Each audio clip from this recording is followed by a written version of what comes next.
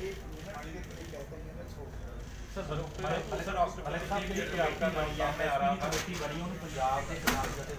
वो तो बाहर रखा गया कि मैं देख रही हूँ। वो तो फालतू कमेटी है जो रखते भी अंदर तो जाना नहीं चाहिए था, जाएगा भी नहीं।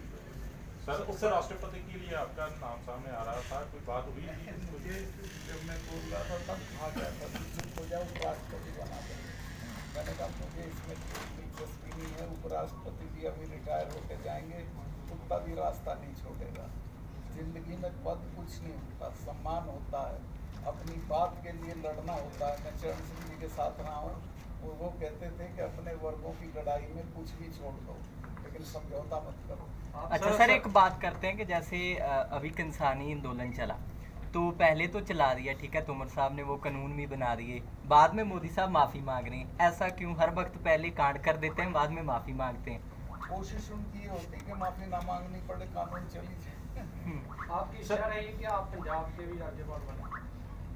नहीं, अब मैं तो रिटायर हो जाऊंगा। मुझे सर मोदी जी की सोच पंजाब को लेके कैसी है? क्योंकि पहले जिस तरीके से कभी खालिस्तानी कहा जा रहा था आंदोलन में, कभी कुछ कहा जा रहा था, लेकिन मोदी जी की एक्चुअल सोच क्या है? क्योंकि आपकी मुलाकात होती है, पंजाब को लेकर क्या सोच है? क्योंकि लगातार देखा जा रहा है जब से आंदोलन खत्म हुआ है, पंजाब की नहीं, किसानों के लिए एक सोच अच्छी नहीं। पंजाब के लिए सोच। पर ऐसा क्यों है सर? किसान पंजाब का जो माना जाता है कि 35% यहाँ से किसानी होती है, ठीक है, सारी फसलें बाहर भी जाती है, रेवेन्यू भी बहुत बढ़ता है पंजाब के वास्ते, तो ऐसा क्यों है? किसान के प्रति आपकी ऐसी सेंटर की सोच क्यों है? बार बार किसानों को क्यों टारगेट करते हैं? सोच बेसिकली किसान के खिलाफ।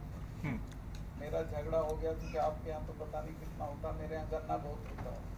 तो मैं एक बार मिलने गया कि साहब वो गन्ने का दाम मिल रहा है, तो बोले छोड़ो यार, एक दिन बोलते हैं, एक दिन काटते हैं, क्या करते हैं। और आप जाके एक बार गन्ने को बांध के दिखा दो, सारा चेहरा कट जाता है उसका गन्ने की पत्ती से। तो इन लोगों को हमारी तकलीफ का पता नहीं। सर पंजाब में मुलाकात की थी मोदी साहब से, तो क्या बातचीत हुई थी, आपने क्या कहा था, उनका क्या रिएक्शन था? लेकिन मैं अपनी बता चुका हूँ, उनकी रिएक्शन में नहीं बोलूँगा, वो ठीक नहीं लगता। पर रिएक्शन यही था कि उन्होंने कहा कि अच्छा हाँ, पहले झटके में तो कहा कि कुछ नहीं, चले जाएंगे। तब मैंने कहा कि जाए नहीं करते, जब आप चले जाओगे तब जाएंगे। आप जानते नहीं, माइनॉरिटीज का कहना है कि हमें स्पेस नहीं दी जा रही है देश में, तो आपको क्या लगता है? नहीं ऐसा नहीं। सर पंजाब में एक बंदी सिखों का मुद्दा भी चल रहा है, उसको मैं टेकअप करूँगा, मुझे अभी मालूम होगा जब ये लोग मिले थे, मैं उसको टेकअप करूँगा। सुप्रीम कोर्ट में भी प्रधानमंत्री के यहाँ वो जाती है, उसको इमीडिएटली हल करना चाहिए। मलिक साहब, जो माफ़ी मांगी गई प्रधानमंत्री की ओर से टीवी पे आके, जिस तरीके के जो बिल वापस लिए, कानून वापस लिए, जिस तरीके से जिन शब्दों से माफ़ी मांगी, वो शब्द आपको ठीक लगे? देखिए, माफ़ी तो वो आप लोगों से डर के मांगी थी। मैंने एक दिन पहले ही प्रेस कॉन्फ्रेंस करी थी, आपको याद होगा, और मैंने कहा कि अगले चुनाव में मोदी खुले नहीं मिलेंगे। तो आपकी दहशत इतनी है, मैंने बहुत डरा है इनको, मुझे आप जानते हो क्यों पंगा ले रहे हो? जिससे लड़ो उसके बारे में जान तो लो, किससे लड़ रहे हो। अब तो सब जगह जा रहे हैं गुरुद्वारों में, अब तो वो साहिबजादों का भी मनाएंगे, ये भी करेंगे, वो भी। पहले कहाँ गए थे भाई? भारी पड़ गया जी लड़ना, किसी ने कहीं अड़ी, कहीं भारी पड़ गई उनके ऊपर। हाँ हाँ, क्यों नहीं पड़ गई? अच्छा सर, आप तो आते जाते रहते हो पंजाब में, सिखों की बहुत तारीफ करते हो, लेकिन कांग्रेस के मेन अध्यक्ष जो हैं वो बोलते हैं कि ये तो सिख जो हैं वो आतंकवादी हैं, टेररिस्ट हैं। आप तो मिले जुले हो, आपको तो प्यार भी मिल रहा है, आप बताइए क्या सच में आतंकवादी हैं ये लोग? कोई आतंकवादी नहीं, सिखों ने बहुत आतंकवादी के नाम पे सिखों को बहुत सताया गया और बहुत तकलीफ उठाई है। सर अभी तो आप राज्यपाल हैं, अभी तो आप पर कोई कार्रवाई हो नहीं सकती संवैधानिक तौर पर, आपको लगता है रिटायरमेंट के बाद आपकी कोई जांच कुछ ऐसा हो? मेरी जांच तो इसलिए नहीं हो सकती कि मेरे पे कुछ है ही नहीं। मैं तो कश्मीर में वो सौदे रद्द करके आया जिनमें मुझे 150 करोड़ रुपया मिल रहा था। मैंने कहा मैं 5 कुर्ते पजामे में आया हूँ, ऐसे ही चला जाऊँ, और जाके इनको बता दिया, इन्हीं के लोग थे। मुझे तो छेड़ेंगे तो बहुत दूर तक बात जाएगी। अमित शाह जी आए थे कुछ दिन पहले, तो उन्होंने कहा कि वह पंजाब सरकार के साथ मिलकर पंजाब के मुद्दों पर और नशे के मुद्दों पर मिलकर काम करेंगे, इस पे क्या कहना है? करना चाहिए, नशे का तो ऐसा मुद्दा से मिलकर काम करना है। सर जैसे आप बीजेपी की नीतियों के खिलाफ बोल रहे हैं, चाहे किसानी का हो चाहे जम्मू कश्मीर का हो, बीजेपी की आपको नीति नहीं सही लगती कि मोदी साहब नहीं सही लगता? नीति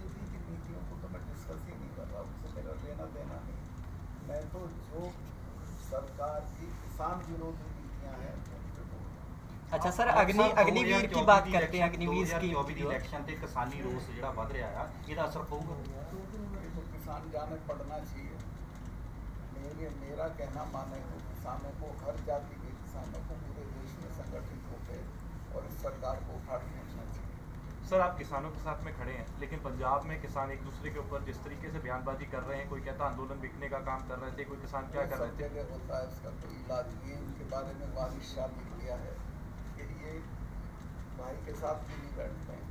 क्या बीजेपी की वो बात सही नहीं हो रही जो कहते थे कि किसान एक दिन सियासत करेंगे और वो सियासत अब घूम रही है एक दिन कि सियासत करेंगे किसान ये जो ना करें जीतने के बाद। सियासत रादर करनी चाहिए किसानों को। किसान नहीं करेंगे तो यही करेंगे ना अंबानी वगैरह सियासत। सर एक आप अग्निवीर मानते स्कीम हैं सर जो अंबानी की आप बात करी आपने कि इस तरीके से निजी घरानों का साथ ज्यादा दिया जा रहा है प्रधानमंत्री के साथ। आप उसको अडानी का देखो कितनी दौलत बढ़ी है उसकी 10 साल में, वो इनके बिना बढ़ गई। और ये अंबानी के लड़के को लेके गए अपने जहाज में जब राफेल खरीदने गए, और राफेल का काम का ठेका उसको दिलवा दिया, जबकि हमारे यहाँ तो कंपनी थी जो जहाज बनाती थी HAL, उसको दिलाना चाहिए था। ਮਲਿਕ ਸਾਹਿਬ ਅਮਿਤ ਸ਼ਾਹ ਦਾ ਬਿਆਨ ਆਉਂਦਾ ਕਿ ਸਾਰੀ ਦੁਨੀਆ ਮੋਦੀ ਨੂੰ ਪੁੱਛ ਕੇ ਅੱਗੇ ਚੱਲਦੀ ਹੈ, ਉਹਦੀ ਸਲਾਹ ਨਾਲ ਅੱਗੇ ਚੱਲਦੀ, ਕਿਵੇਂ ਦੇਖਦੇ?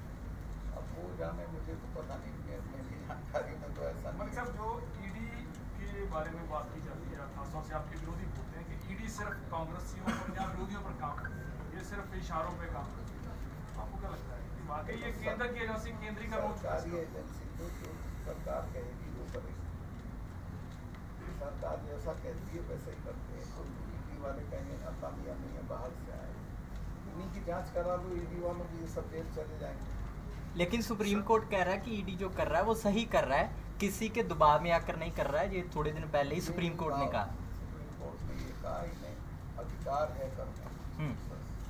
सर इन फ्यूचर किसानों के प्रति केंद्र सरकार कोई कानून बढ़िया कोई बनाएगी, कोई कार्य करेगी किसानों को जो उछालने के लिए, मतलब कि ऊंचा करने के लिए जो है? मुझे कोई उम्मीद नहीं है जिससे कि किसानों के पक्ष में कोई बढ़िया कानून बनाए। सर आगे आप कैसे एक्टिव देखने को मिलेंगे, जिस तरीके से आपने कुछ बयान भी किए, और आगे किस तरीके से, क्योंकि आप कह रहे हैं कि रिटायरमेंट मेरी बहुत नज़दीक है, और रिटायरमेंट के बाद में किसानों के घूमूंगा, जहाँ लोग बुलाएंगे जाऊँगा, मीटिंग करूँगा, जलसे करूँगा, जुलूस करूँगा, जेल जाऊँगा। पंजाब रहने का कोई सर एक छत्तीसगढ़ में बहुत रहने का नहीं, आने जाने का है।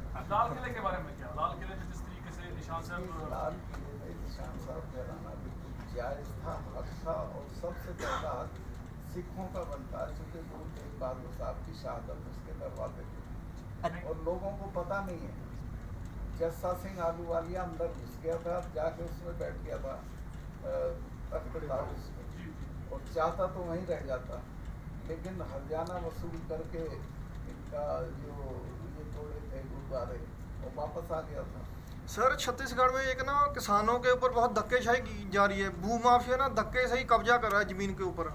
तो पीछे जंतर मंतर दिल्ली में भी धरना हुआ, तो वहाँ जिंदल ग्रुप है कोई हरियाणा का, तो उनका भी चला था पता कि बहुत धक्के से ज़मीनों कब्जा कर रहे हैं वो। मुझे मालूम नहीं था, मैं पता करूँगा और उनकी मदद करूँगा। अच्छा एक आखिरी में सवाल सर पूछना है, अग्निवीर जो भाई तो वो पुराने आदमी हैं, उनका बड़ा सम्मान है, उन्होंने बड़ी तकलीफ उठाई है, उन्हें राय रखने का हक है। मेरी राय ये वो आतंकवादी नहीं है, बहुत शानदार नौजवान था, और ऐसा नौजवान जो है परसों में पैदा होता है। अच्छा सर आखिरी सवाल मैं आपको पूछना चाहता हूँ अग्निवीर स्कीम के बारे, जैसे किसान एक इनको मैं कंडेम करता हूँ। ये किसानों के पेट पे लात मारने की, उनके सम्मान को खत्म करने की, फौज की ताकत खत्म करने की स्कीम है। Thank you so much sir. धन्यवाद सर, थैंक यू आपका बहुत।